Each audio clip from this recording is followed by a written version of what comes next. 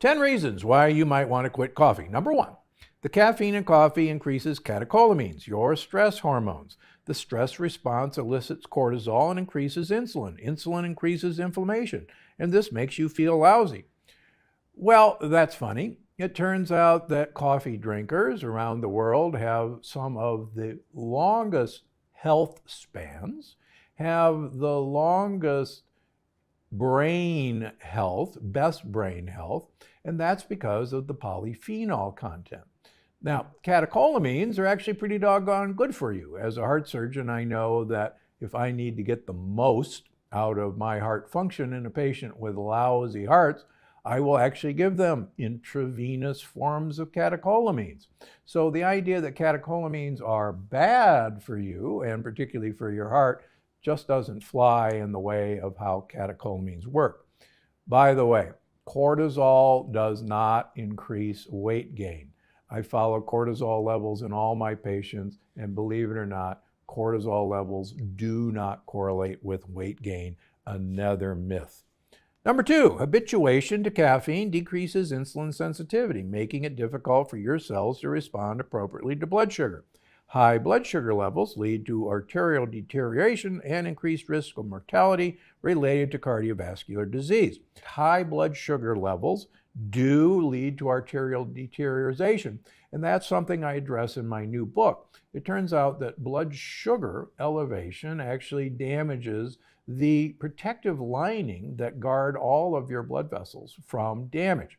And it's the high blood sugar that is the problem. But not so fast.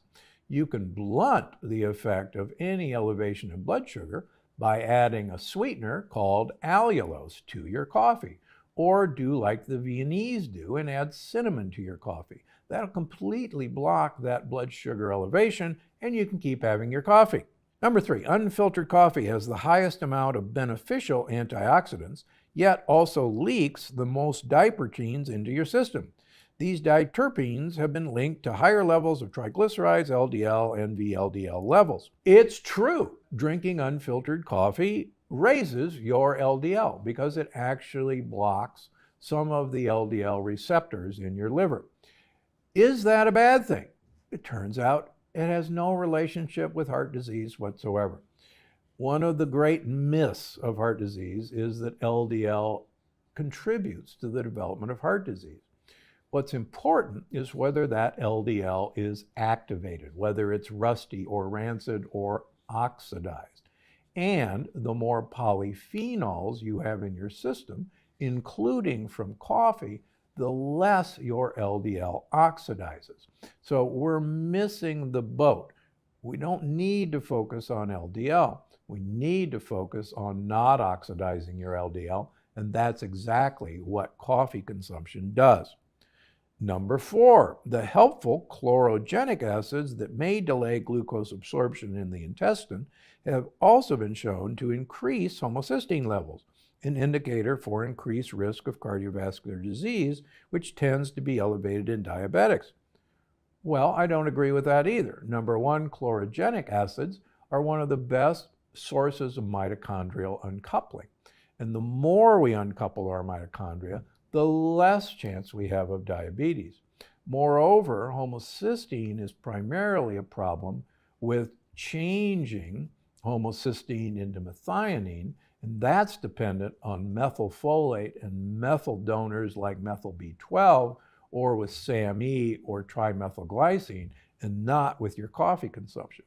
If this was a problem, then habitual coffee drinkers would have the worst cardiovascular disease and the worst brain health, and the exact opposite is true. Number 5, the acidity of coffee is associated with digestive discomfort, indigestion, heartburn, GERD, and dysbiosis, imbalances of the gut flora. Well, sorry, study after study shows that coffee consumption improves dysbiosis because it's a rich polyphenol substance that is an impressive prebiotic for good gut bacteria.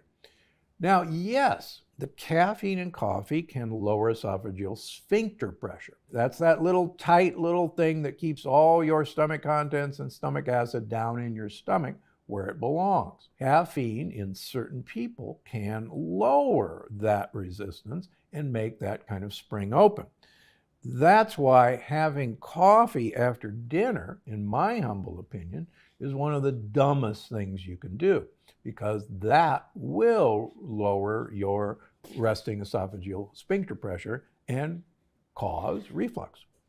Number 6, addiction is an issue with coffee drinkers and makes it really difficult to rely on the body's natural source of energy. Ask any coffee drinker how it feels to withdraw from coffee, and you will mistake their story for that of a drug addict. You can get habituated to coffee, particularly the caffeine in coffee. That's why it's important to watch your coffee consumption. But here's the good news.